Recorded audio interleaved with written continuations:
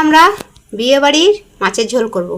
প্রথমে কড়াইতে আমি তেল দিয়েছি, দিয়ে এখন কাতলা মাছটাকে ভেজে নেব। আমরা কড়াইতে মাছ দিয়ে দিচ্ছি।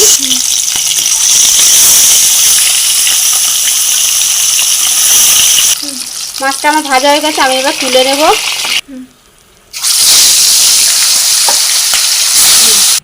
সব মাছগুলো আমার ভাজা হয়ে গেছে, এবার আমি আলু ভেজে নেব। আলুগুলো আমি ভেজে নেব। আলুর মধ্যে আমি একটু নুন দিয়ে দেব, একটু হলুদ দিয়ে দেব। আমার আলু ভাজা হয়ে গেছে, আমি এখন এটাকে তুলে নেব। প্রথমে আমি গোটা গরম মশলা দিয়ে দেব, আদা বাটা দেব 1 চামচ, কাঁচা লঙ্কা 1 চামচ, রসুন বাটা দেব 1 চামচ, একটা গোটা পেঁয়াজ আমি বেটে নিয়েছি, জিরের গুঁড়ো দিচ্ছি 1 চামচ, হলুদ দিলাম,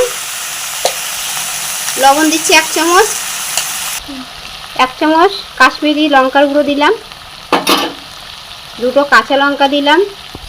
এবার এটাকে আমি ভালো করে কষিয়ে নেব। ঝাল আপনাদের স্বাদ মতন দেবেন। একটা মিডিয়াম সাইজের টমেটো ঘষে দিয়েছি, ভেজে রাখা আলুগুলো আমি দিয়ে দেব।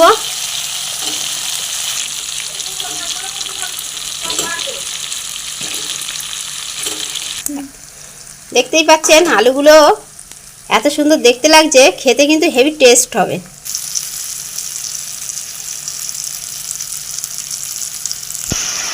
জল দিয়ে দেবো আমি এখন। এবার আমি ভেজে রাখা মাছগুলোকে দিয়ে দেবো।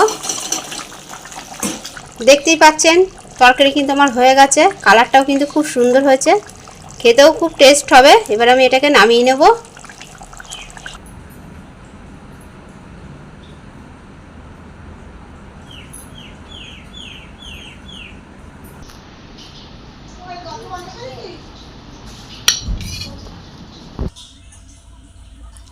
আমাদের যে উচ্ছে ভাজা, ডাঁটার তরকারি, আমের চাটনি খেতে, আর এই যে কাতলা মাছ রান্না করেছি। খেয়ে দেখবো কেমন হয়েছে। কাতলা দিয়ে আমি খেয়ে দেখবো কেমন হয়েছে তরকারিটা।